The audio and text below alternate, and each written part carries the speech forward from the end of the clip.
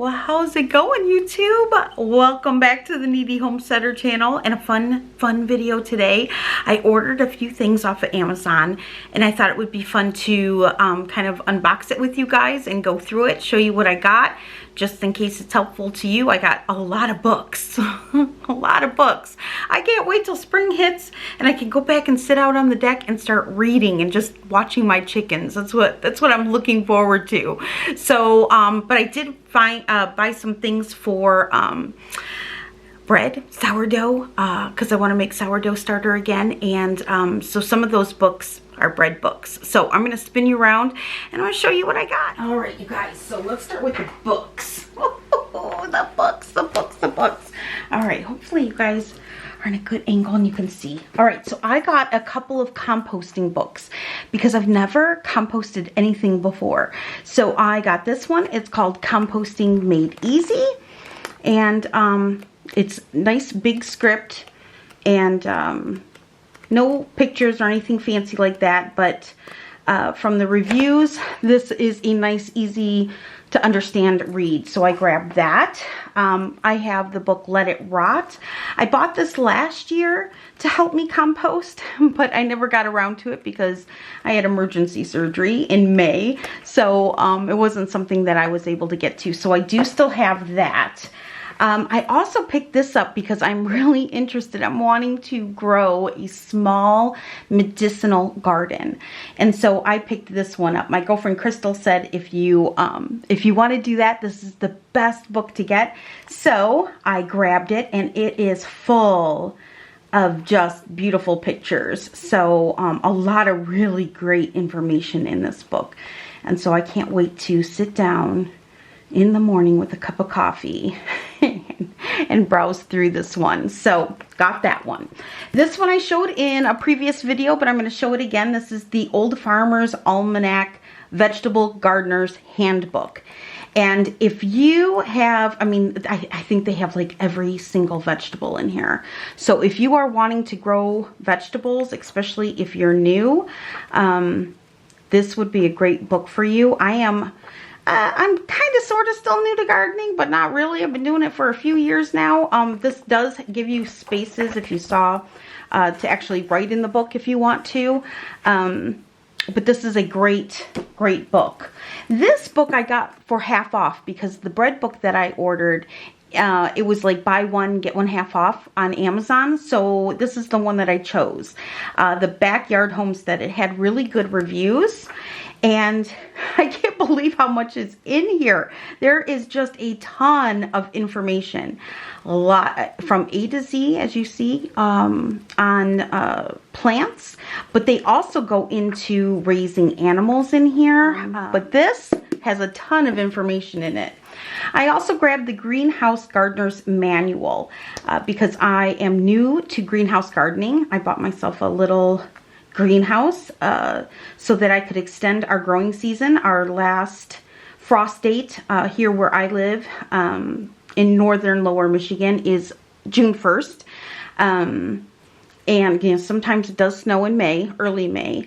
So I'm hoping that I can extend our growing season a little bit and so I can grow more vegetables and herbs for the family using that greenhouse. And then I picked this one up. It's called Greenhouse Gardening for Beginners.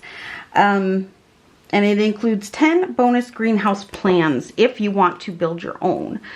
So not as pretty of a book inside, but again, full of great information. So I look forward to sitting down and reading through that book. I showed this in another video. This is the Seed Saving Bible, 3 books in one. Again, no pictures, really, black and white. But I've never saved seeds before. And so I want to read all about it, learn how to do it, and add that to my gardening this year. And then the 2 books I'm really excited about. Artisan Sourdough Made Simple. It's a beginner's guide to delicious handcrafted bread and minimal kneading. Of course, I'm not new to bread baking, but or sourdough. But that doesn't matter. This book was full of just great information and really nice pictures. And you guys are always on my heart when I'm looking at bread books, for beautiful books that are full of information that will be of help to you guys. So I picked this one up. This is beautiful, and I can't wait to make some of the recipes in that. And then this book. Now, this is the book that I bought that I was able to get the half off homesteading book on. This is called The Perfect Loaf. The Craft and Science of Sourdough Breads, Sweets, and More. And this is like a one of those coffee table books. I mean, this one is just, I wish I could flip through it a little better than I can. My wrists don't always like to cooperate with me, but let's see if I can get you to at a good angle. Oh. And so my sourdough starter died when I was in the hospital. And so I lost my sourdough starter. So I am going to be starting a new one. And that's okay. And I bought something to help me do that I wanted to test out for you guys, because I know so many people have come to me about sourdough bread. And even a lady at church hit me up yesterday and was like, do you have any starter? And I was like, no, I don't have any starter yet. I will soon though, because she wanted to make sourdough and she didn't have any starter. So let me get on to the things that I bought, and we'll unbox it together. I will leave a link to all these books down below, or at least I'll leave a link to my Amazon storefront that will have all these books listed. Okay, so one of the things I bought was the sourdough starter jar with feeding day tracker and more. So it comes with the feeding tracker, comes with a silicone spatula, a cloth cover, and a thermometer. So let's open this up, and I think this would be really good, not only for somebody like me who, you know, makes sourdough starter, but if you've never made sourdough starter before, this is a great way to get everything that you need and that you will need, so that you don't have to, like, you know, try to make do with like butter knives and things like that, like I did when I first started sourdough starter. So here's a nice silicone stirrer. We've got some instructions in here. Get this out. So here is the jar. So the jar is a 1.5 pint jar, basically. Looks exactly like a 1.5 pint jar from Ball. And then, but on the side, and I don't know if you can see that. I don't know if that's showing up, but it does have measurements on the side of the jar. I know it's kind of hard to get in the camera. So it also has this bag. Let's see, it has a lid. So here's the lid. Okay. You won't be using that though when you do some starter. You'll be using this. So let's take this off. So it's got a nice top to it to keep it nice and clean while it sits out on your counter. Here is a measurement. Let me see. This is the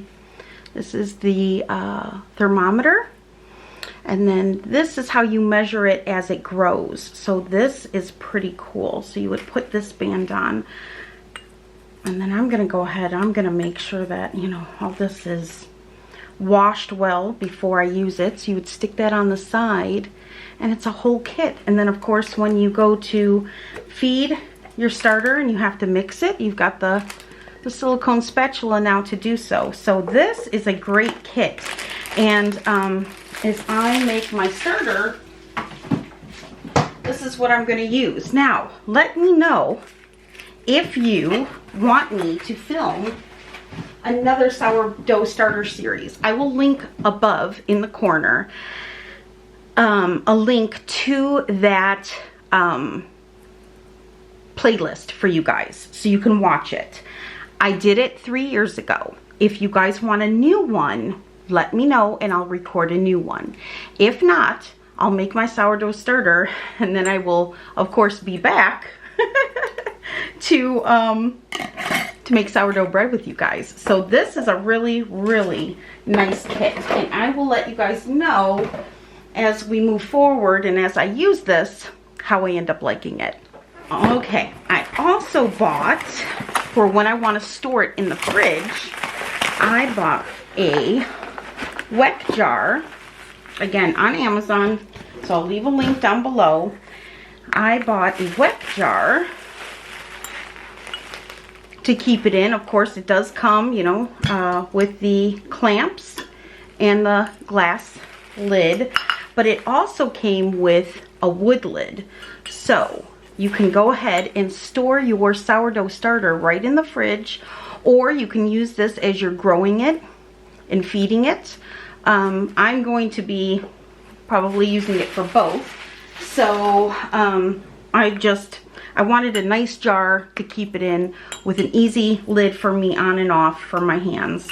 And I went with this. Love the Weck jars. Who doesn't love the Weck jars? Okay, another thing that I purchased was a new scale. I had a cheapy little $10 scale that has lasted me for years, you guys. Like years. I want to say at least the past 7 years or so. It did very well for me. So it no longer is working, and that's okay. I was gonna just replace it with another one, and then I saw one of the ladies that I follow on TikTok who makes bread, and she had the KitchenAid scale. And yes, it's more expensive, but it has 2 scales in one. Check that out. Oh, I'm so excited to try this. So let's see, it does take batteries. Let's see, I'll pull this out and we'll see if the batteries are still, oh, the batteries are good. So it will turn on, although it might be hard for you guys to see that. But anyway, so that will come in handy when I am baking bread, and the ability to weigh different things at one time when you are making bread is really, really nice. So I will leave a link to this as well down below in case you need a kitchen scale. All right, another thing that I bought were these seed starting heat mats. So I ended up buying a 4-pack of them because there's some things that I want to start now, like onions and maybe some pepper plants, that it's still just too cold to go outside in my greenhouse because there's still snow outside. So but let's look at one of these and see what it looks like. I'll pull one out for anyone who's never seen a seed starting mat. So there's your cord and there's your mat, and it looks very much like a heating pad. And then it does, I don't know if that's kind of hard to pick up, but it does have a seedling heat mat depending on what you're growing. So they have basil, broccoli, cabbage, cucumbers, eggplant, endive, lettuce, muskmelon, parsley, peppers, spinach, squash, tomato, and watermelon. And then approximately how many days to germinate it, and the temperature range for it. So this is good for seedlings, flowers, fruits, and vegetables. I've never used one of these. I've only used a home heating pad. So this is my first time getting an actual heating mat. And so I went ahead, and at that time I got 4 because it was on lightning deal, and it was cheaper to get 4 than it actually was to get, you know, buy like 2 of them. So so I picked these up pretty inexpensive. So I don't know if they still have these on Amazon. The last time I checked, because I was going to actually buy a second set and gift them to my sister, but they were sold out. So if they don't have this one, I will try to find something similar down below for you guys. And then last but not least, and this is just kind of a it's kind of like one of those mom things, and or a dad thing. I guess it could be a dad thing too.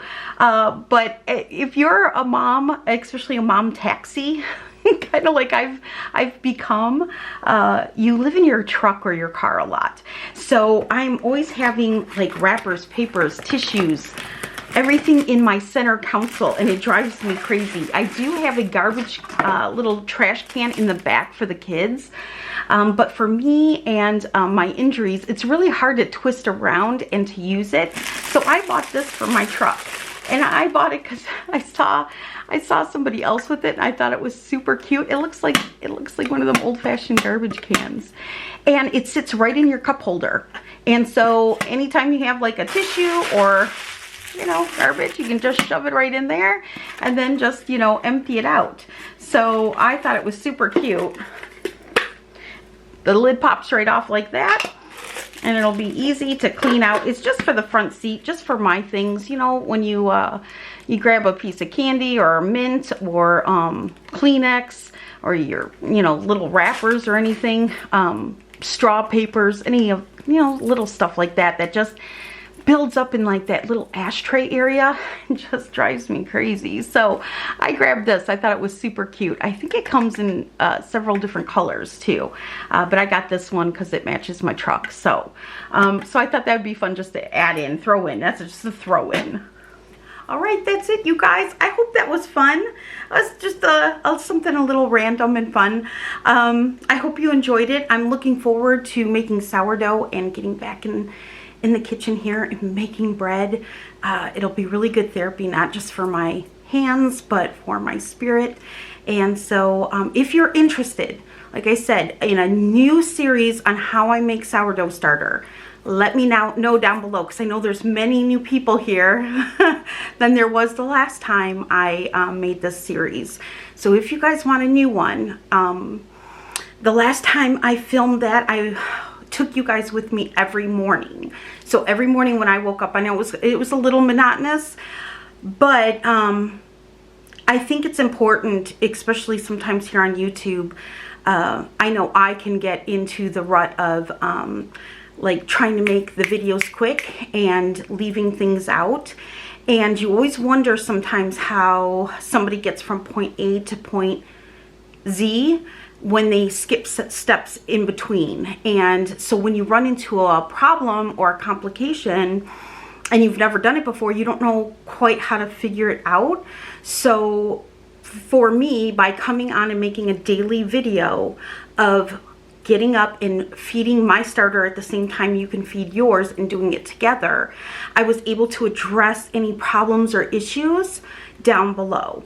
Number one problem is just having a kitchen that's cold. Sourdough starter does like a warm kitchen, so keep that in mind. But if that's something that interests you, let me know, and I'll do a little daily series with you guys on making sourdough starter. So just let me know down below. Okay, God bless you guys, and I will be seeing you soon. Bye, guys.